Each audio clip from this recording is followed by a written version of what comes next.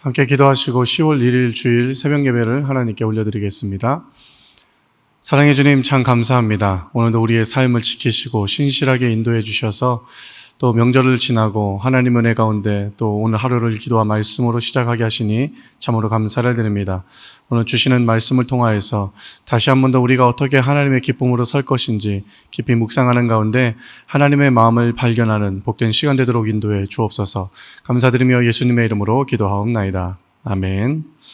오늘 이 시간 우리에게 주신 하나님의 말씀은 열왕기상 11장 14절부터 25절까지 말씀입니다.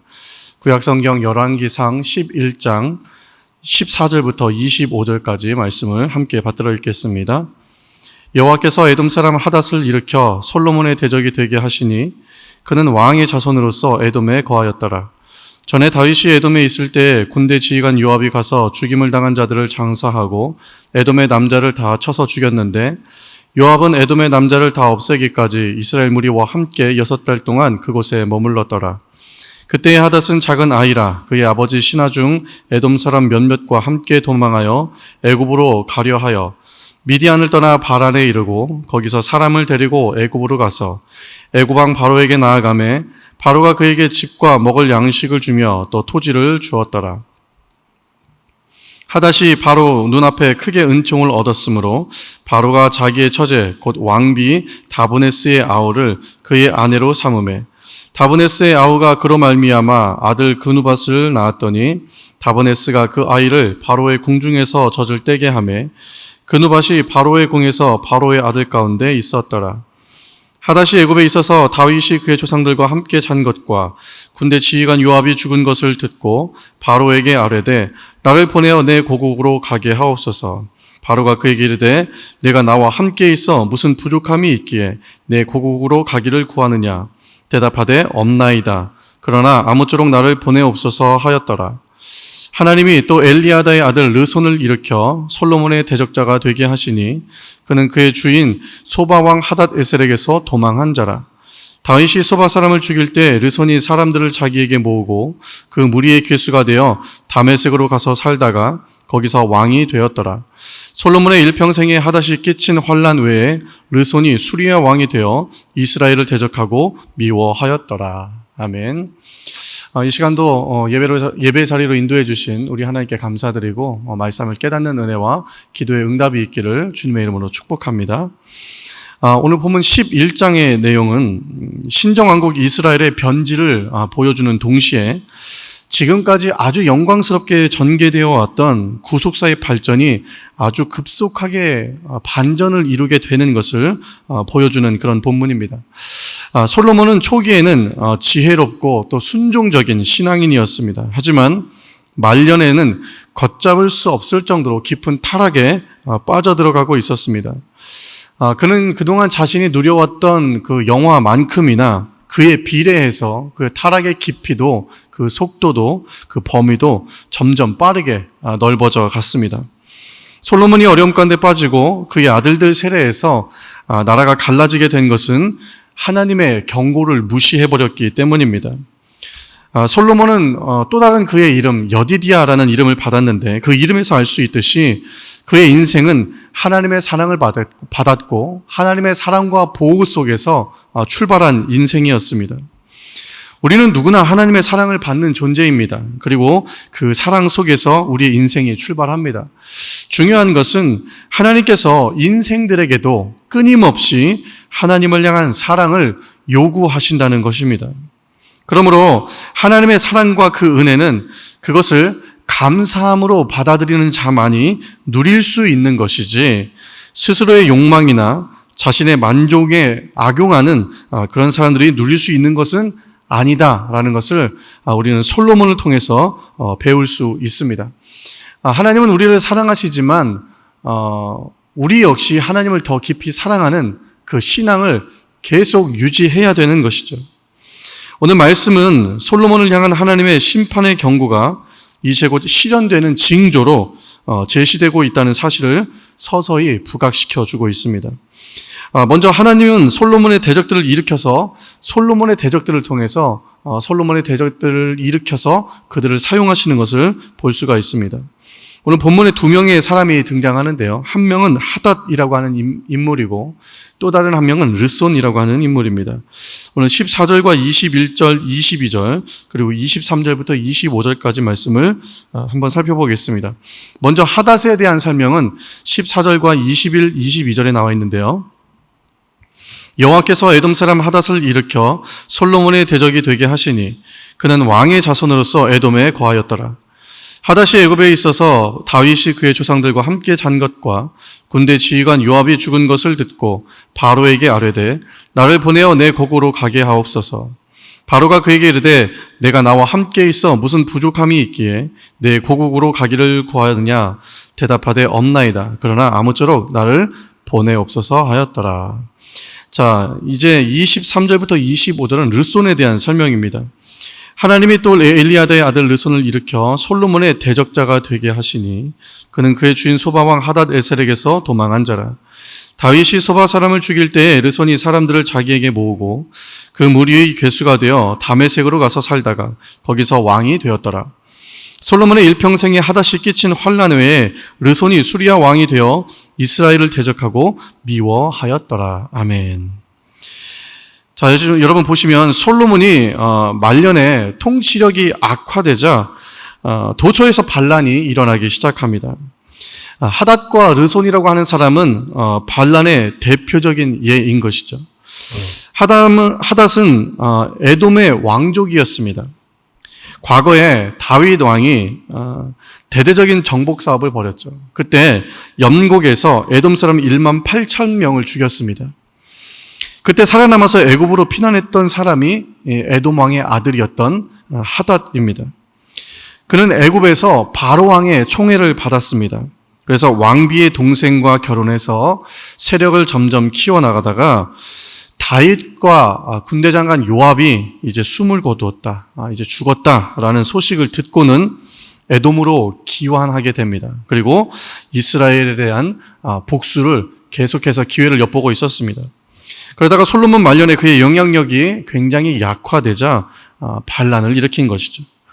이 르손 역시 다윗 왕이 정복 사업을 벌일 때 소바왕 하닷에셀이 멸망할 때 도망해서 남은 거민들을 모으고 다메섹에서 비주류들의 두목이 되었다가 솔로몬 말기에 반란을 일으킨 그런 인물입니다. 그는 아람 사람들의 왕이 되어서 솔로몬의 치세 마지막까지 그를 괴롭히는 역할을 했던 사람이 르손입니다. 하나님은 우리를 참 사랑하시고 언제나 보호하시고 또 지켜주시는 분이죠. 그런데 왜 하나님께서 우리 주변에 이 대적들을 허락하시는 걸까요? 아무 근심과 걱정 없이 좀 살고 싶은데 왜 하나님은 우리 주변에 대적들을 우리에게 자꾸 허락하시는 걸까? 왜 우리 주변에 대적들을 자꾸 세워두시는 걸까? 그것은 다름 아닌 우리의 신앙에 경각심을 주시기 위한 것이죠. 솔로몬은 왕궁과 성전을 다 완공했습니다. 그리고 무너진 성벽들까지 다 수축해서 다 재건을 했죠. 아주 튼튼히 국방까지 준비를 마쳤습니다. 모든 것이 준비되고 태평성대의 세월을 누리자 점점 마음이 하나님을 향한 마음들이 게을러졌던 것이죠. 황실에 많은 후궁들을 두고 향락을 즐기기 시작했습니다. 심지어 후궁들이 가지고 온 그 이방 신상을 산당에 두고 그 우상들을 함께 섬기기까지도 했습니다. 문제는 왕이 이방 신상을 섬기니 백성들도 자연스럽게 혼합 종교에 빠지게 만드는 죄악을 저지르게 되었던 것입니다.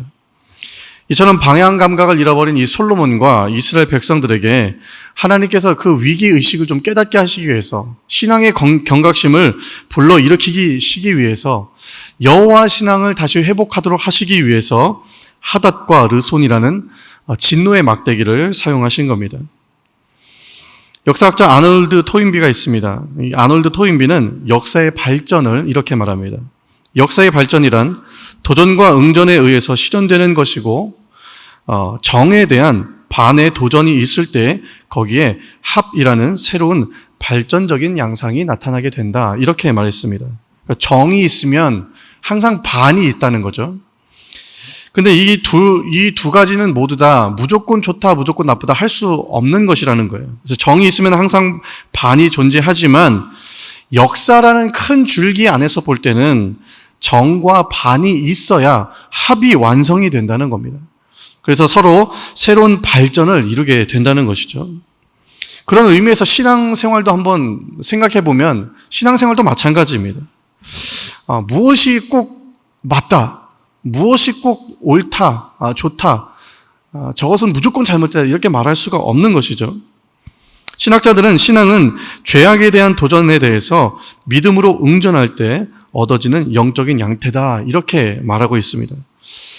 그래서 때로는 우리에게 위기가 있고 위기는 그 위기를 통해서 우리의 신앙은 자신을 돌아보게 되고 또 그 위기를 통해서 깨달음을 얻게 되고 그로 인해서 더욱 아름다운 열매로 이어지게 되며 또 신앙이 새롭게 발전을 이루어가는 것이다 이렇게 말하고 있습니다.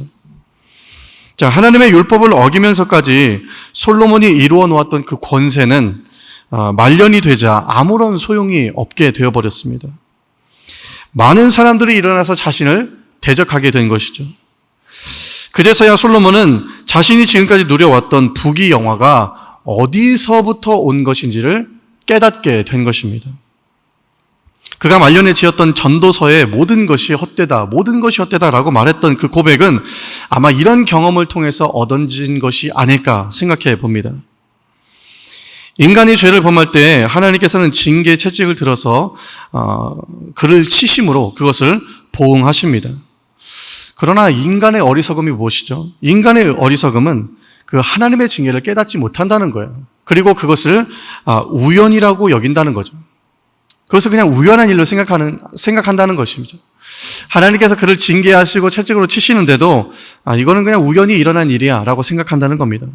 그러니까 깨닫지 못하게 되고 깨닫지 못하니까 회개할 바를 알지 못하게 되는 것이죠. 계속해서 죄의 자리에 그냥 앉아있게 된다는 것입니다. 여러분, 인간은 자신의 마음을 스스로 컨트롤할 수 없습니다. 그렇기 때문에 항상 죄악에 노출될 수 있고 자신도 모르는 사이에 하나님을 떠나서 죄를 먹고 마시고 죄를 즐기며 살아갑니다. 그렇다면 하나님은 방향을 잃어버린 우리에게 고난을 주시는 거죠. 대적을 주시는 거죠.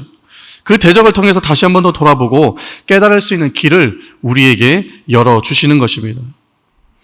이것이 각 사람에게 고난을 주시고 그 신앙을 연단하시는 하나님의 방법인 것이죠. 그러므로 사랑하는 성도 여러분, 하나님께서 각자에게 주시는 경고가 있을 때 그 경고를 빨리 깨닫는 것이 지혜로운 신앙입니다. 그러나 역시 인간의 가장 큰 무지는 나는 그렇지 않다라고 생각하는 거죠. 그 교만한 마음 때문에 솔로몬은 대놓고 하나님의 경고를 무시했습니다. 그리고 그는 하나님의 심판의 자리에 들어가게 되었습니다. 사랑하는 수동교회 성도 여러분, 오늘도 저와 여러분은 하나님께서 우리에게 주신 이 평강들, 내가 지금 누리고 있는 이 모든 것들, 과연 이것들이 어디로부터 왔는지, 이 평강이 어디로부터 말미암았는지를 기억하시고 항상 잊지 않기 위해서 애쓰시는 저와 여러분들이 되시기를 바랍니다. 그래서 우리가 늘 하나님을 기억하고 하나님을 바라보고 하나님을 의지함으로 하나님 앞에서 경건함을 잃지 않는 저와 여러분들 되시기를 주님의 이름으로 축복합니다. 함께 기도하겠습니다. 날마다 우리에게 좋은 것을 주시기 원하시는 하나님 아버지, 오늘도 주신 말씀을 통하여서 다시 한 번 더 우리 삶 가운데 찾아오는 고난의 이유, 또 우리에게 대적을 주시는 이유에 대해서 우리가 한번 깊이 생각해 보기를 소망합니다.